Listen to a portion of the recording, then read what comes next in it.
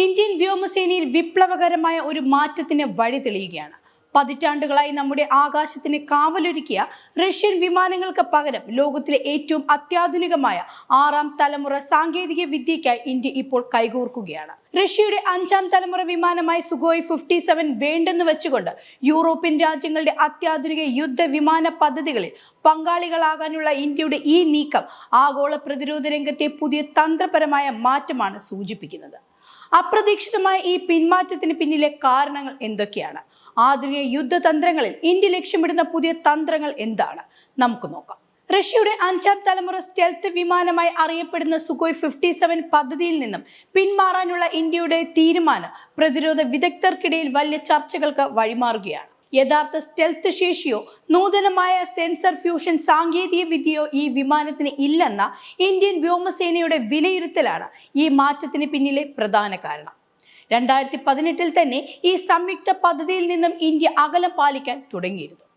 Russia പിന്നീട് അത്യാധുനികമായ എഞ്ചിനുകളും മറ്റ് സാങ്കേതിക പരിഷ്കാരങ്ങളും വാഗ്ദാനം ചെയ്തെങ്കിലും ഇന്ത്യയുടെ വിശ്വാസം നേടിയെടുക്കാൻ അവർക്ക് സാധിച്ചില്ല.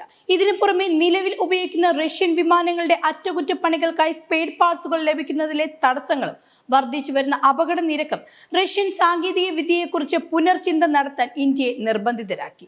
ഇന്ത്യൻ വ്യോമസേനയുടെ ഭാവി കരുത്ത് നിർണ്ണയിക്കുന്നതിനായി ലോകത്തിലെ ഏറ്റവും അത്യാധുനികമായ 2 6ാം തലമുറ യുദ്ധവിമാന പദ്ധതികളാണ് രാജ്യം ഇപ്പോൾ ഉറ്റുനോക്കുന്നത്.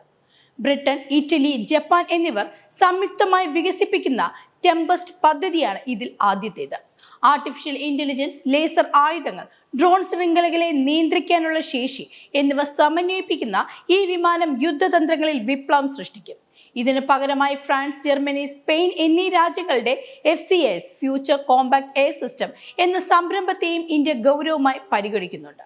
ഏകദേശം 15 മുതൽ 19 ബില്യൺ ഡോളർ വരെ നിക്ഷേപം ആവശ്യമുള്ള ഈ പദ്ധതികളിൽ ഏതെങ്കിലും ഒന്നിൽ പങ്കാളിയാകുന്നതിലൂടെ ലോകത്തിലെ ഏറ്റവും മികച്ച പ്രതിരോധ സാങ്കേതിക വിദ്യകൾ സ്വന്തമാക്കാനും വരും പതിറ്റാണ്ടുകളിൽ ആകാശത്ത് അജയ്യമായ മേധാവിത്വം ഉറപ്പിക്കാനും ഇന്ത്യക്ക് സാധിക്കും. വിദേശ വിമാനങ്ങൾക്കൊപ്പം തന്നെ ഇന്ത്യയുടെ സ്വന്തം 5ാം തലമുറ വിമാനമായ AMCയെ വികസിപ്പിക്കുന്നതിലും രാജ്യം വലിയ പ്രാധാന്യം നൽകുന്നുണ്ട്. ഫ്രഞ്ച് നിർമ്മിത റഫാൽ വിമാനങ്ങൾ ഇതിനകം തന്നെ വ്യോമസേനയുടെ കരുത്ത് കൂട്ടിയിട്ടുണ്ട്. വിദേശ രാജ്യങ്ങളിൽ നിന്ന് സാങ്കേതിക വിദ്യ കൈമാറി കിട്ടുന്നതിലൂടെ നമ്മുടെ സ്വന്തം നിർമ്മാണ മേഖലയെ ശക്തിപ്പെടുത്തുക എന്നതാണ് മേക്ക് ഇൻ ഇന്ത്യ പദ്ധതിയുടെ ലക്ഷ്യം. ഇന്ത്യൻ വ്യോമസേന ഇപ്പോൾ ഒരു വലിയ പ്രതിസന്ധി ഘട്ടത്തിലൂടെയാണ് കടന്നു പോകുന്നത്. പഴയ MiG-21 വിമാനങ്ങൾ കഴിഞ്ഞ വർഷം വിരമിച്ചു. ജാഗ്വാർ വിമാനങ്ങളും ഘട്ടഘട്ടമായി വിരമിക്കാൻ തുടങ്ങുകയാണ്. ഇതിന് പകരമായി തേജസ് Mark 1A വിമാനങ്ങൾ എത്താൻ വൈകുന്നത് സ്ക്വാഡ്രണുകളുടെ എണ്ണം കുറയുന്നതിന് കാരണമാകുന്നു. ചൈനയും പാകിസ്ഥാനും ഉയർത്തുന്ന വെല്ലുവിളികളെ നേരിടാൻ ഇത്തരം അത്യാധുനിക വിമാനങ്ങൾ ഉടൻ തന്നെ ഇന്ത്യക്ക് അനിവാര്യമാണ്. റഷ്യയുമായുള്ള സൗഹൃദം നിലനിർത്തിക്കൊണ്ട് തന്നെ പ്രതിരോധ മേഖലയിൽ കൂടുതൽ രാജ്യങ്ങളുമായി സഹകരിച്ച് മുന്നേറാനാണ് ഇന്ത്യയുടെ തീരുമാനം. യൂറോപ്യൻ രാജ്യങ്ങളുമായുള്ള ഈ സഹകരണം യാഥാർത്ഥ്യമായാൽ 2040ഓടെ ഇന്ത്യ ലോകത്തിലെ ഏറ്റവും കരുത്തുറ്റ വ്യോമശക്തിയായി മാറും. ചുരുക്കത്തിൽ റഷ്യയുടെ സുഖോയ് 57 എന്ന 5ാം തലമുറ വിമാനത്തേക്കാൾ ഉപരിയായി ലോകത്തെ ഏറ്റവും വികസിത 6ാം തലമുറ സാങ്കേതിക വിദ്യയിലേക്ക് ചുവടുവയ്ക്കാനാണ് ഇന്ത്യയുടെ തീരുമാനം. ഇത് കേവലം ഒരു ആയുധം വാങ്ങൽ മാത്രമല്ല, മറിച്ച് വരും പതിറ്റാണ്ടുകളിൽ ആഗോള പ്രതിരോധ രംഗത്ത് ഇന്ത്യയുടെ സ്ഥാനം എവിടെയായിരിക്കണമെന്ന കൃത്യമായ പ്രഖ്യാപനമാണ്. യൂറോപ്യൻ രാജ്യങ്ങളുമായുള്ള ഈ സഹകരണം യാഥാർത്ഥ്യമായ 2040ഓടെ ഏഷ്യയിലെ ഏറ്റവും കരുത്തുറ്റ വ്യോമശക്തിയായി ഇന്ത്യ മാറുമെന്നതിൽ സംശയമില്ല.